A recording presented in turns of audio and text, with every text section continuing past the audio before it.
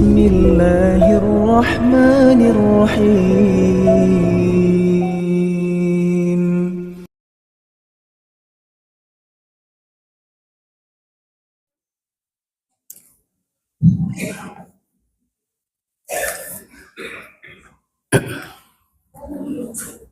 Bismillahirrahmanirrahim. Assalamualaikum warahmatullahi wabarakatuh.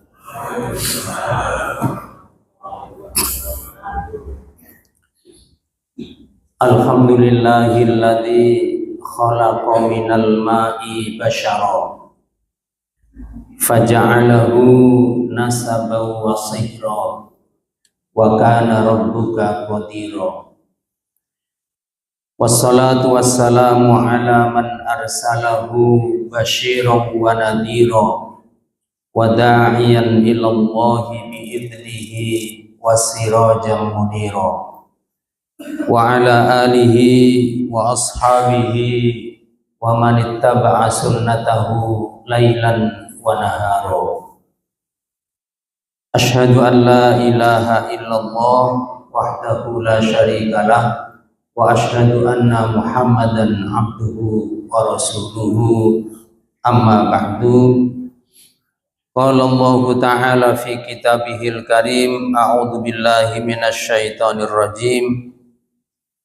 Innal ladzina yatluna kitaballahi wa aqamus salata wa anfaqu mimma razaqnahum sirran wa alaniyah yarjuna tijaratan lan tabur. Shadaqallahul azim. Para kiai, para ulama, para ustadz, sepuh bini sepuh, tokoh masyarakat, wabil khusus ketua dan seluruh pengurus takmir Masjid Al-Hidayah. Saya bersyukur kepada Allah pada pagi ini bisa bertemu kembali dengan Bapak Ibu dan saudara-saudara sekalian, tentunya dalam rangka untuk thalabul ilmi bersama-sama. Mudah-mudahan majelis kita ini menjadi majelis yang mendapat rahmat dari Allah Subhanahu wa taala. Amin.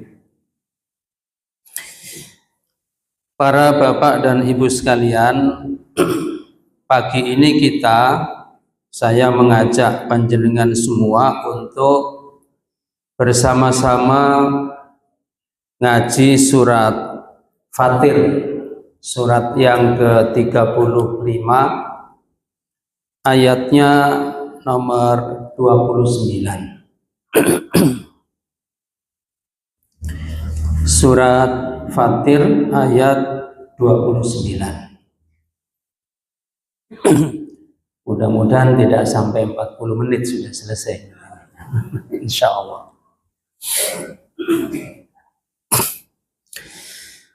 A'udzu billahi minasy syaithanir rajim. Innal ladzina, sesungguhnya orang-orang yatluna kitaballahi, yang selalu membaca kitab Allah, wa aqamus sholata, dan orang-orang yang rajin mendirikan sholat, wa anfaqu, dan orang-orang yang menginfakkan mimma razaqnahum, sebagian dari yang Allah rezekikan kepada mereka, sirron, baik infaknya itu dirahasiakan, wa alaniyatan, maupun infaknya itu terang-terangan,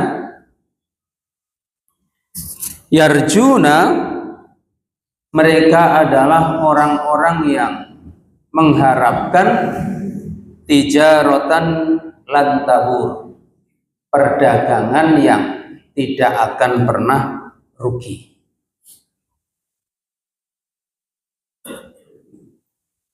Jadi di sini ada kata lan tabur. Lan itu tidak akan, tabur itu rugi. Bagus kalau dipakai nama PT Lan Tabur atau toko apa Lan Tabur, toko yang tidak akan pernah rugi.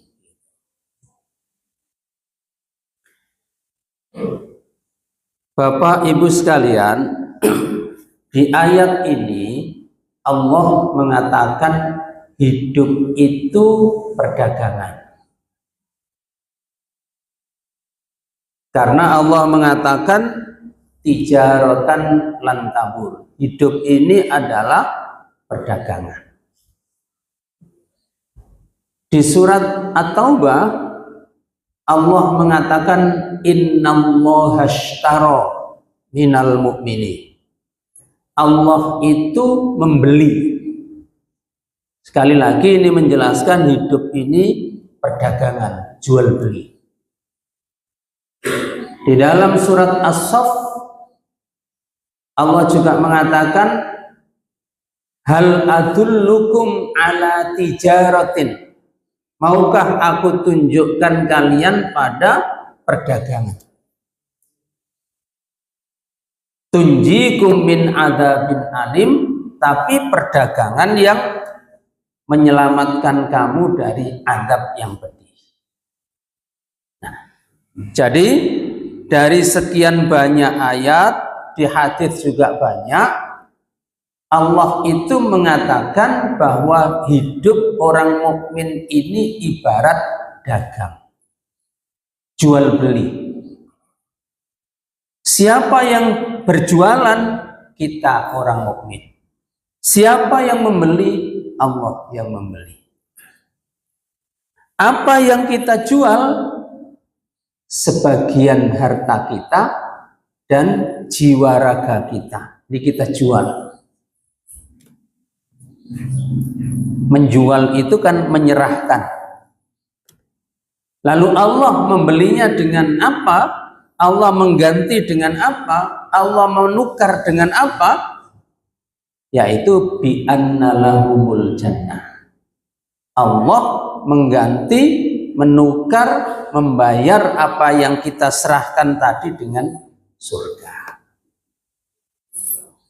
Nah, itu yang dimaksud Allah dengan tijaratan lan tabur. Perdagangan yang tidak akan pernah rugi adalah perdagangan dengan Allah. Baik. Di ayat ini ada 3 amal yang disebut oleh Allah, inilah sesungguhnya perdagangan yang tidak rugi. Yang pertama, innalladzina yatluna kitaballah. Dagang yang tidak akan pernah rugi itu adalah ngaji. Yatluna kitaballah. Ngaji. Tilawah Al-Quran, membaca Al-Quran, mengartikan Al-Quran, memahami dan membaca tafsirnya Al-Quran, lalu berusaha untuk melaksanakan Al-Quran, itu adalah perdagangan pertama yang tidak akan pernah rugi. Dagang yang tidak rugi itu modalnya kecil, untungnya besar. Itu tidak akan pernah rugi. Ngaji, kita baca Quran itu modal opo. Tinggal duduk, buka Al-Quran. Kalau matanya plus ya pakai kacamata, nggak usah lari kemana, nggak usah modal apa, nggak butuh tenaga, sudah itu. Tapi yang didapat dari ngaji itu apa?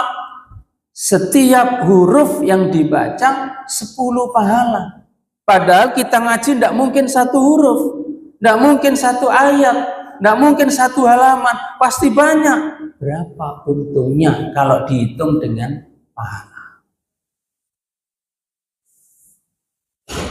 Ada contoh, Bapak Ibu sekalian, ketika Nabi awal hijrah itu kan singgah di sebuah desa namanya Kuba. Sampai sekarang namanya Kuba. Lalu Nabi bangun masjid, masjidnya dinamakan dengan nama desa itu, Masjid Kuba. Panjenengan kan sampun pirsa sedaya toh, yang haji, yang umroh pasti ke situ. Ada Masjid Kuba. Setelah Nabi singgah di situ kurang lebih 16 hari, Nabi lanjut ke tengah kota Yathrib yang sekarang bernama Madinah, lalu membangun masjid yang sekarang dinamakan Masjid Nabawi. Nabi lebih fokus konsentrasi di Masjid Nabawi. Tetapi setiap pekan, khususnya pada hari Sabtu, Nabi berkunjung ke Masjid Kuba.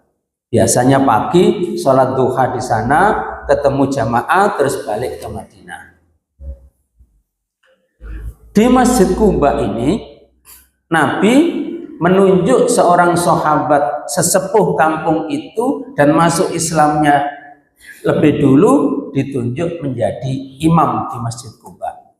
Imam tetap. Nah, imam ini kalau ngimami sholat jahar, maghrib, isya, subuh, itu cara ngimaminya menurut jamaah Kuba itu unik. Al-Fatihah, setelah Al-Fatihah membaca surat Al-Ikhlas, Kulhu. Setelah Al-Ikhlas membaca surat yang lain, ditambah dengan surat yang lain. Rakaat pertama begitu. Rakaat kedua Al-Fatihah, Al-Ikhlas dulu, kemudian surat yang lain. Maghrib begitu, Isya begitu lagi, subuh besok begitu juga. Al-Fatihah, Al-Ikhlas, surat yang lain. Kemarin begitu, hari ini begini, besok begitu lagi, sampai jamaahnya protes. Jamaah boleh protes nih, menanyakan, ya fulan, 5 sonak tahada, lapo sampean ngimami kok mesti ngono? Kalau memang sampean ngimami itu sukanya Al-Ikhlas, kenapa tidak Al-Fatihah, Al-Ikhlas terus ruku? Kenapa harus ditambah surat yang lain? Atau kalau sampean itu seneng surat yang lain, kenapa harus ada Al-Ikhlasnya di situ? Kenapa tidak surat yang jenengan maksud terus ruku? Imam ini kemudian menjawab, aku ngimami nok kene iki ditunjuk Rasulullah. Nek sampeyan kepengin jamaah nok kene yo manuto. Nek gak kelem golek imam liyane aku. Ya. Setelah itu para sahabat melihat siapa yang lebih sepuh, siapa yang masuk Islamnya lebih dulu, siapa yang bacaan Al-Qur'annya lebih baik, tidak ada kecuali dia. Akhirnya ya wis manut ae wis jaro wis. Menerima. Nah, sampai Rasulullah Shallallahu Alaihi Wasallam hadir di Kuba. Nah, ini kesempatan bagi mereka untuk tanya kepada Rasul. Para jamaah menyampaikan masalahnya kepada Nabi, lalu Nabi memanggil imam tadi, Al-Hidm tadi radhiyallahu anhu, dipanggil. Benar apa yang disampaikan jamaah tadi. Sampai kalau ngimami begini. Betul ya Rasul. Fatihah, Al-Ikhlas, surat yang lain. Harus ada Al-Ikhlasnya. Kata Nabi, 5 sonak tahada. Lah pokoknya adik ngunu. Apa yang membuat kamu selalu ada al-ikhlas di situ. Jawaban sahabat ini, li'anni uhibbuha ya Rasulullah. Karena aku cinta dengan surat Al-Ikhlas. Aku suka dengan surat Al-Ikhlas. Apa jawaban Nabi? Hubbuka iyyaha adkhalakal jannah. Cintamu kepada surat Al-Ikhlas itulah yang membuat kamu masuk surga. Cintamu kepada surat Al-Ikhlas itu yang membuat kamu masuk surga. Pelajarannya bukan kok kulhu terus, bukan itu. Artinya apa? Kalau sahabat tadi cintanya itu kepada surat Al-Ikhlas, bukan mengecilkan Al-Ikhlas, yang suratnya pendek, ayatnya sedikit, jelas padat, itu saja bisa membuat dia masuk surga. Bagaimana dengan kalau kita khatam setiap bulan Al-Quran ini? Bagaimana dengan orang yang secara rutin ngaji dan bukan hanya Al-Ikhlas? Makanya Allah mengatakan, innalladzina yarjuna tijaratan lantain ya apa? Innalladzina yatluna kitaballah, yang rajin membaca Al-Qur'an itu berdagang yang tidak akan ada rugi. Panjenengan khatam Al-Qur'an berapa lama? Kalau Nabi pernah menawarkan kepada para sahabat, Iqra'ul Qur'ana fi syahrin. Kalian baca Quran itu khatamkan sekali 1 bulan. Sabulan pisan khatam. Saged nggih? Insyaallah berarti didurung dari arep ya.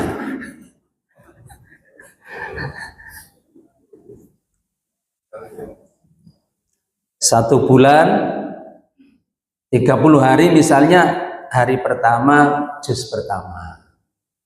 Tidak harus begitu, tapi untuk mengingatkan, hari kedua juz kedua. Hari terakhir alhamdulillah khatam.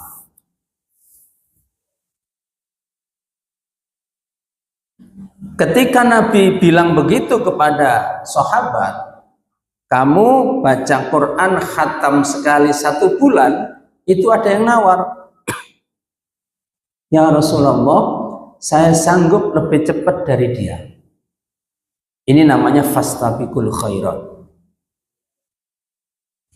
Kepada yang sanggup lebih cepat, Nabi bilang, Iqra'ul Qur'ana fi 20. Kalau begitu kamu khatamkan Quran 20 hari.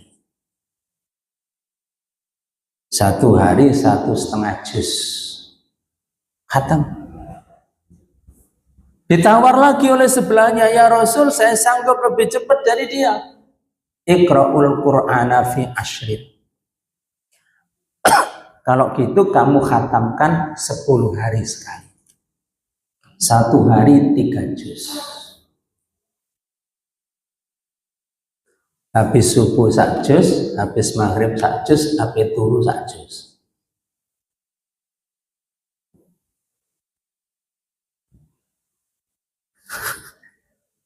Nah, ada lagi sahabat yang nawar, ya Rasul, saya sanggup lebih cepat dari dia.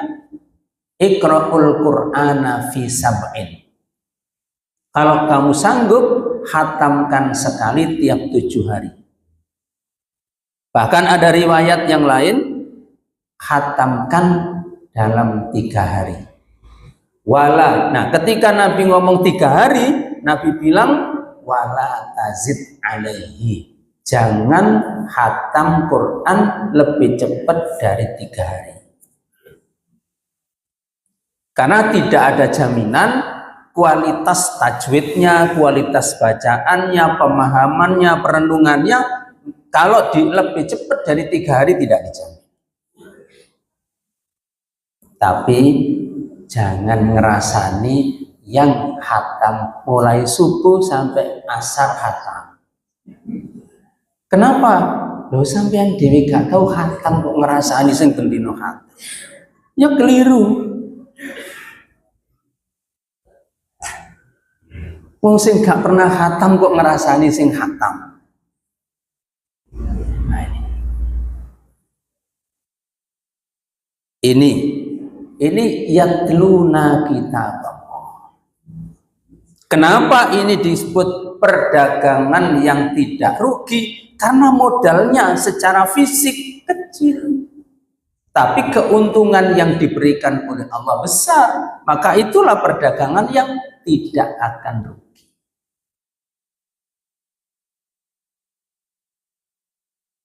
Ini yang pertama. Yatluna kitab Allah. Sekali lagi, ngaji itu adalah berdagang dengan Allah. Dan berdagang dengan Allah itu adalah berdagang yang tidak akan pernah rugi. Yang kedua, wa aqamus shalah. Orang yang rajin mendirikan sholat. Para jamaah, di antara kewajiban dalam agama kita yang harus mendapatkan perhatian dan prioritas itu sholat. Bukan mengabaikan yang lain. Sholat di atas segalanya. Kenapa? Pertama, karena semua kewajiban agama kita Allah berikan dari langit kepada Nabi kita saat Nabi kita di bumi, kecuali sholat. Kewajiban sholat itu Nabi kita yang dipanggil ke langit. Di sini sudah membedakan antara kewajiban-kewajiban yang lain dengan sholat. Nabi dari Mekah diajak ke Baitul Maqdis di Palestina. Dari Palestina diajak Jibril naik ke langit 1, 2, 3, 4, 5, 6, 7. Sampai di langit yang ke-7 Jibril sudah pamitan, Muhammad, saya mengantar kamu hanya sampai di sini. Kamu naik saja ketemu Allah. Batas saya di sini. Di Sidratil Muntaha itulah Nabi bertemu Allah. Kemudian disitulah Allah perintahkan sholat yang awalnya 50 waktu menjadi 5 waktu atas jasanya Nabi Musa. Itu kita harus terima kasih kepada Nabi Musa itu. Meringankan kewajiban kita. Itu yang pertama. Sekali lagi, sholat ini diwajibkan Allah di langit. Sementara syariat yang lain diwajibkan Allah di bumi. Yang kedua, kita semua ini nanti akan mati. Dikubur. Setelah itu ada trompet Israfil. Yang kedua kita bangun. Setelah itu kita dikumpulkan di mahsyar. Di mahsyar kita ditunjukkan amal kita, catatannya. Lalu ditimbang, lalu dihisab. Nah, amal yang pertama kali dihisab itu adalah sholat. Inna awwala ma yuhasabu bil abdu yaumal qiyamati as-shalat. Sesungguhnya amal setiap hamba yang pertama kali dihisab nanti pada hari kiamat itu sholatnya. Kalau sholatnya baik orang ini, maka ini menjadi alamat baik. Amal-amal di bawahnya, puasanya, mungkin ada kekurangannya sedikit, mendapat syafaat dari sholatnya. Ringan hisabnya. Tapi kalau setelah sholatnya dibuka, hamba Allah itu sholatnya bolong-bolong.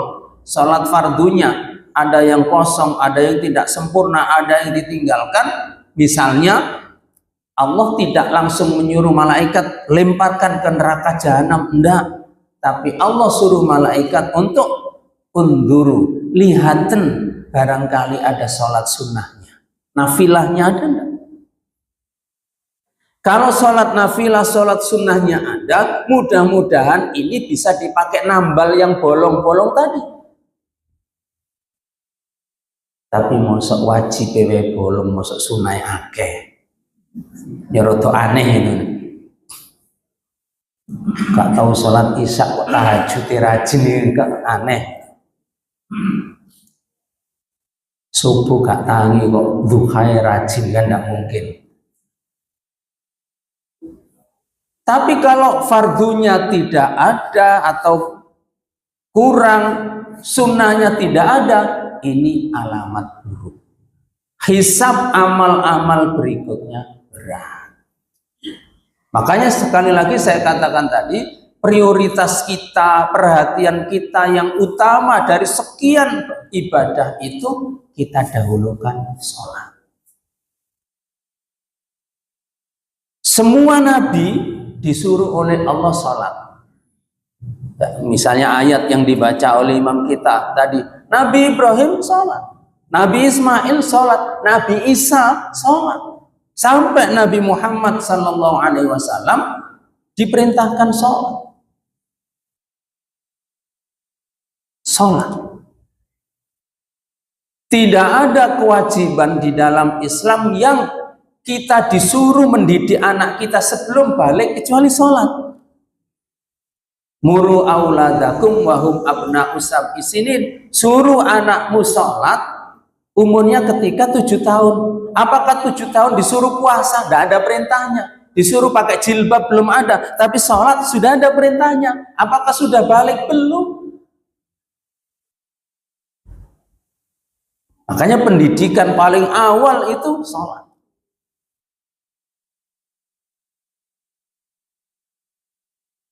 Dan pendidikan anak yang paling butuh kesabaran itu sholat. Wa'mur ahlaka bis sholat, suruh keluargamu, istrimu, anakmu sholat, wastobir alaiha. Kamu harus sabar betul, wastobir. Kalau nyuruh sabar itu kan wasbir. Di sini pakai to, wastobir, artinya ekstra sabar ketika menyuruh anak sholat dalam surat Toha. Kenapa? Tidak gampang. Menyuruh anak sholat itu tidak gampang. Tidak gampang. Makanya butuh orang tua sabar ekstra. Ono ya alasannya gak gelem sholat. Ono ya. Apalagi kalau kita bicara sholat, kita bicara syahadat, sholat, zakat, puasa, haji. Kita tidak bicara syahadat, bicara sholat. Puasa Ramadan wajib. Saking wajibnya sampai Nabi mengatakan kalau ada orang 1 hari saja tidak puasa Ramadan tanpa alasan syar'i, tidak sakit, tidak pergi, tidak ini, tidak ini, secara sengaja tidak puasa, maka tidak bisa dikodok seumur hidup. Karena tidak ada alasannya kenapa dia tidak puasa. Itu puasa, saking wajibnya. Tapi meskipun begitu, kan puasa itu ada keringanannya. Sakit, boleh tidak puasa, diganti di hari lain. Musafir, boleh tidak puasa, diganti di hari lain. Wanita haid tidak boleh puasa. Wanita nifas tidak boleh puasa, diganti dengan hari lain. Ada keringanannya. Bahkan orang yang yutikunahu, yang sudah tidak mampu, sudah sepuh, sudah sakit, sudah pikun, macam-macam, gimana mau puasa? Sudah tidak apa-apa, tidak puasa, diganti dengan fidyah. Itu puasa. Ada keringanannya, boleh ditunda, bahkan boleh ditinggalkan asal ada kafaratnya. Puasa. Zakat wajib, iya. Orang yang hartanya banyak, lalu melebihi nisab, lalu tidak zakat, ancamannya di dalam surat Al-Baqarah, hartanya itu akan jadi setrika panas di neraka, disetrika gegeri. Hadza ma kanastum, rasakno iki sing kon biyen tumpuk-tumpuk gak kon tokno zakat. Saking wajibnya zakat. Tapi zakat itu kan ada nisabnya. Maksudnya orang yang hartanya di bawah nisab nggak wajib. Apa mana saya kira regane emas ngewarang. Nisabnya tambah dhuwur. Mustahik semakin banyak, muzaki mengecil, kan begitu logikanya. Orang kalau sudah mencapai nisab, kalau fikihnya Syekh Qardawi dan fatwanya Dewan Syariah Nasional DSN kan 85 gram emas. Nisab berapa juta itu? 250 juta kan? Kira-kira segitu. Nang duwe ta. Artinya nisabnya semakin tinggi. Berarti kemampuan orang untuk berzakat itu kecil, semakin mengecil. Itu yang kemarin kemudian Menteri Agama keperucut omongan itu. Masih ingat ya? Kalau memang potensi umat ini kalau mengandalkan zakat kecil, karena cuma 2,5%. Tapi kalau infak secara umum tidak pakai nisab, bisa setengahnya, bisa separuhnya, bisa semua hartanya diserahkan. Tapi ya ojo ngajak meninggalkan zakat kan. Tapi kan sudah dikoreksi, sudah semua orang bisa salah. Kita juga sering salah malah. Memang betul apa yang dimaksud oleh beliau itu betul, cuma mungkin keliru milih kalimat, itu aja. Keliru memilih diksinya, keliru. Jadi zakat itu wajib, tapi tidak semua orang. Ada yang seumur hidup mustahil terus, ya tidak apa-apa. Seumur hidup tidak pernah jadi muzaki kecuali zakat fitrah, tidak apa-apa. Karena memang tidak mampu. Apalagi haji. Yang sejak awal haji itu diperintahkan hanya bagi yang mampu. Istito'ah itu sehat. Istito'ah itu lunas. Yang belum lunasi kan belum istito'ah. Istito'ah itu aman. Kenapa harus ada aman? Iya, dulu orang haji itu terancam begal di padang pasir. Namanya Kuto Utorik. Dari Iran, dari Irak, atau dari arah Syam. Itu di tengah perjalanan itu banyak perampok. Kalau jalan itu tidak aman, haji menjadi tidak wajib. Nah sekarang jalannya haji itu perang. Kira-kira wajib enggak itu? Itu juga bagian dari istitoah. Kalau ada orang dia tidak bisa haji, istri suaminya tidak bisa haji, orang tuanya tidak bisa haji, anak ponakannya sekeluarga besar tidak ada yang mampu haji, tidak apa-apa, tidak dosa, karena memang tidak mampu. Tidak dihisab hari kiamat, kenapa kamu tidak haji? Tidak, memang Allah tahu dia miskin kok. Zakat ada nisabnya, puasa ada uzurnya, haji ada tidak wajibnya, tapi sholat tidak ada. Sholat tidak ada uzurnya. Apapun dan bagaimanapun kondisi orang mukmin wajib sholat. Tidak bisa ditinggalkan. Wajib dilaksanakan sesuai dengan kemampuan. Mampunya berdiri, berdiri. Tidak ada alasan untuk duduk. Oh, dia sanggup berdiri kok. Tidak mampu berdiri, duduk. Tidak sanggup duduk, ngeleset. Mungkin tulang-tulangnya sakit semua. Tiduran. Sudah tiduran di rumah sakit, di ICU pula.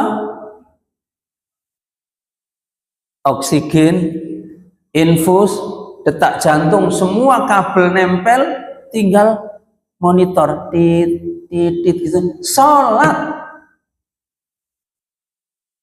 Siapa yang mengingatkan? Keluarganya yang nunggu. Di BCI, Bu, waktu nih sholat Bu, zaman ringek no yo, tak ulang. Itu aja. Makanya Bapak Ibu yang nunggu keluarganya sakit di rumah sakit, ojo mek ngentekno jeruk itu. Biskuit, jeruk, itu tidak penting. Yang penting itu selama ajal masih ada, umur masih ada, di kuping sholat. Tidak ada alasan apapun orang tidak sholat.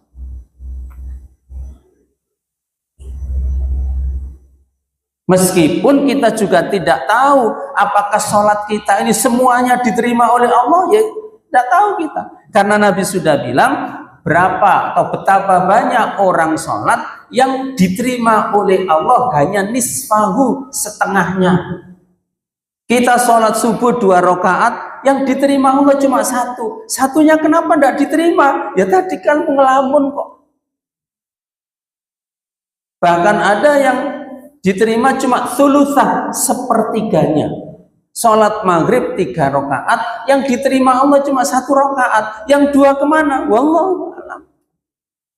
Entah mikir apa, ngelamun apa. Sholat. Itulah yang membuat kita tidak bisa meninggalkan sholat sekalipun. Makanya kita pesan kepada anak-anak kita yang mau pergi, mau kuliah, mau kemana, nah, ojo lali sholat. HP ini kan Allah karuniakan kepada kita untuk mengingatkan anak kita sholat.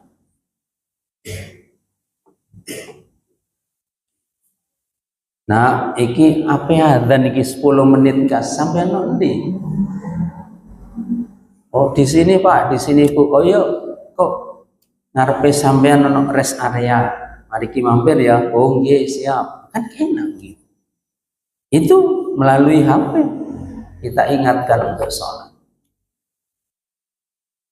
Dan alhamdulillah kita di negara yang kemanapun kita pergi, tidak akan pernah putus kita melihat masjid. Sampai di rest area. Sekarang masjidnya rest area kan bagus-bagus. Lebih bagus dari rest areanya dari Madinah ke Mekah. Bagusan kita. Tapi yo ada orang yang mampir ke rest area nguyotok terus budal maneh. Ada.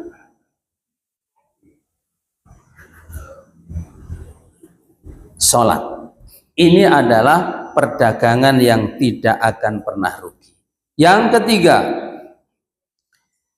jadi ngaji, sholat, infak, itu aja, mudah diingat. Ngaji, sholat, infak. Wa anfaqu mimma razaqnahum, dan menginfakkan sebagian dari yang Allah rizkikan, sirran wa alaniyah. Di sini Allah tidak bicara tentang berapa yang diinfakkan. Allah tidak bicara tentang kepada siapa infak diberikan. Itu sudah ada di ayat lain. Tapi Allah bicara tentang kondisi hati ketika kita infak. Ini penting. Infak itu, sodakoh itu, atau apapun namanya itu, boleh dengan 2 cara. Boleh sirron, boleh alaniyah. Sir itu tidak dilihat orang, tidak didengar orang, tidak pakai dilaporkan, tidak ditulis di list grup WA. Tidak apa-apa. Alaniyah itu kebalikannya. Mau infak ada orang lihat, tidak apa-apa. Mau infak harus ditulis, terima dari Bapak Ahmad jalan ini sekian juta, di-share di grup WA, enggak apa-apa. Infak itu bukan masalah sirnya, bukan masalah alaniyahnya, tapi masalah keikhlasannya. Dan itu bukan berarti kalau nek gak ono wong ro berarti mesti ikhlas, belum tentu. Kalau semua orang lihat, semua orang dengar mesti riak, belum tentu juga. Datang ke rumahnya Pak Takmir, Pak, saya infak 10 juta untuk masjid. Bagus. Kok enggak ke masjid? Biar enggak kelihatan orang. Enggak apa-apa. Saya tulis ya, enggak usah. Hamba Allah saja. Bolehlah hamba Allah 10 juta. Itu sir, enggak apa-apa. Habis Jumatan, ketua takmirnya berdiri mengumumkan, sudah terima dari hamba Allah 10 juta. Orangnya ada di situ. Jawil-jawil konco nih, sama menurut hamba Allah itu aku. Hilang sudah. Jadi kondisi hati itu yang penting. Sedikit tapi ikhlas lebih berkualitas daripada banyak tapi tidak ikhlas. Yang lebih baik lagi adalah ya banyak ya ikhlas. Dan ikhlas itu tidak bisa dinilai orang. Diumumkan mesti tidak ikhlas, belum tentu. Makanya Allah bilang di sini, wa anfaqu, sing penting infak. Mau sir mau alania itu cara. Yang penting infak dan ikhlas.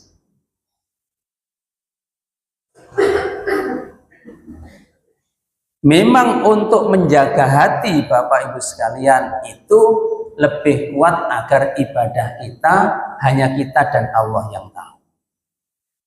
Dua orang yang tidak boleh semua ibadahnya itu disembunyikan. Satu pemimpin, dua guru. Pemimpin itu kan sebagai contoh.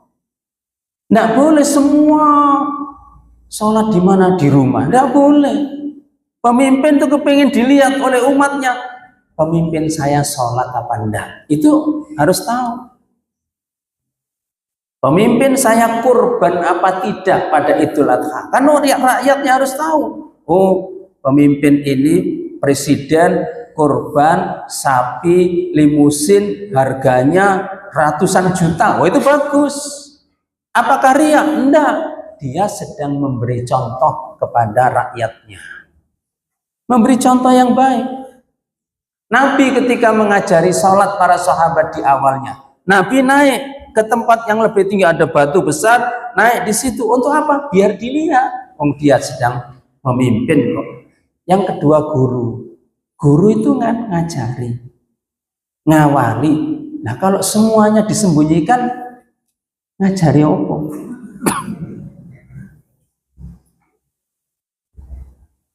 Guru makan. Nah kalau mau makan doanya begini, ikuti Pak Guru yang akan begitu. Itu sedang ngajari, tidak apa-apa. Suaranya dikeraskan, ditunjukkan. Kenapa? Karena dia sebagai guru. Nah, karena itu Bapak, Ibu, dan saudara-saudara sekalian, ayat ini mudah diingat. Angel diamalno. Jadi hidup ini kita isi dengan 3. Ngaji, sholat, infak, itu aja. Apa mana nek wis pensiun diwakil apa mana? Ngaji, sholat, infak. Ngaji, kita isi waktu kita sore, pada subuh ngaji lapo mana?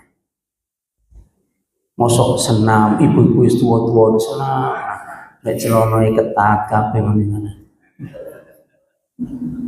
Ngaji, sholat, infak. Dan sekali lagi itu adalah perdagangan yang tidak akan pernah ada ruginya. Ngaji, sholat, infak. Sudah 40 menit ya.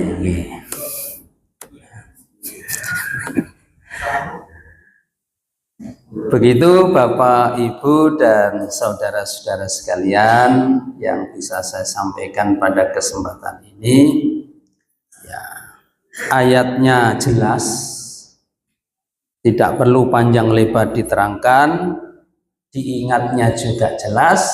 Apa yang kita isi hidup kita ini dengan ngaji, sholat, infak. Mudah-mudahan bermanfaat. Aku qauli hadza wa astaghfirullah. Wassalamualaikum warahmatullahi wabarakatuh.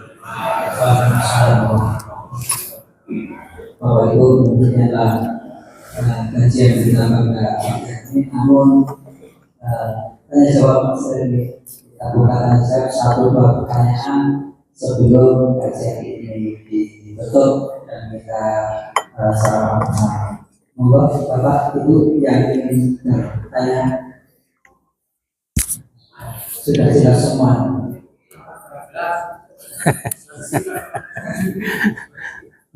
Nambahi enggak, Wah? Nambahi.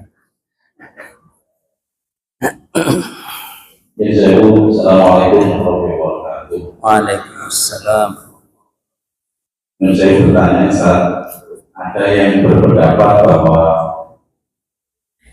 awal bihasabu yang paling awal dihisab adalah sholatnya, sehingga ada yang berpendapat berarti kalau sholatnya sudah bagus, yang lainnya dianggap bagus semua, padahal nyatanya yang lainnya belum tentu bagus semua.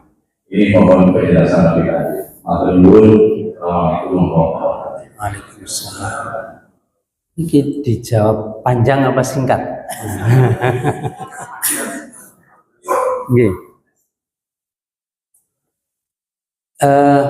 Kalau sholatnya bagus, mestinya ibadah yang lain dan akhlaknya juga ikut bagus. Tanha anil fakhsya'i wal munkar. Itu mestinya, walaupun kenyataannya gak ngono kan. Jadi kalau dihisab dan sholatnya bagus dalam arti yang seluas-luasnya, maka hisab berikutnya itu fasaufa yuhasabu hisabai yasir. Mudah. Kenapa? Karena diawali memang sholatnya bagus, dan biasanya dan mestinya kalau sholatnya bagus itu ya lain-lainnya mesti bagus, maka hisabnya yasir.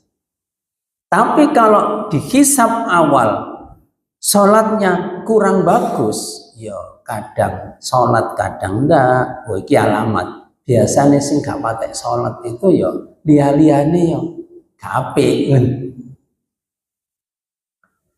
Gak sholat tapi aku ya bener gak sholat tapi hatiku iki resik. Jangan percaya. Ya karena ndak sholat itu hatinya kotor. Wong itu perintah Allah ndak dikerjakan kok katanya hati resik. Ndak bisa. Aku mbak tonggo ape luman. Yo senajan yo gak sholat. Ya jangan senajan. Yang penting itu sholatnya itu.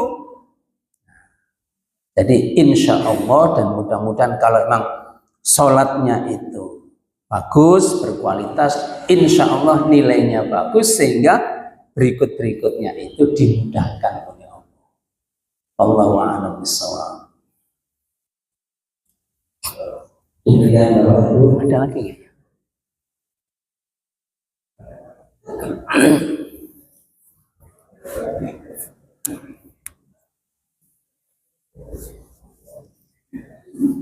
Assalamualaikum warahmatullahi wabarakatuh. Waalaikumsalam. Di sempat disebutkan sedikit mengenai zakat yang mau saya tanyakan. Untuk zakat fitrah, kita semuanya sudah tahu bahwa kita menunaikannya sebelum dimulai sholat itu masih bisa. Tapi untuk yang zakat mal atau zakat perniagaan ini itu untuk menunaikannya batasnya itu apa? Ya. Terima kasih. Assalamualaikum warahmatullahi wabarakatuh. Itu tak singkat. Jadi kalau zakat fitrah itu ada batas akhirnya, yaitu ketika imam sholat id sudah Allahu Akbar, kewajiban menunaikan zakat fitrah sudah selesai. Itulah kemudian makanya Imam Syafi'i mengatakan boleh zakat fitrah itu dimulai Ramadan. Jika sampai mepet itu zakat fitrah. Kalau zakat mal, apakah ya khususnya harta ya, tidak ada batas akhirnya, hanya ada haulnya. Haul itu setahun. Sudah mencapai nisab dan sudah setahun, itu baru kewajiban zakat. Setahun itu tahun Hijriyah, bukan tahun Masehi. Karena semua hitungan ibadah itu Hijriyah. Di zaman Nabi juga Hijriyah. Jadi begitu sudah mencapai 1 tahun, Bapak nggih, maka baru itu ditunaikan zakat.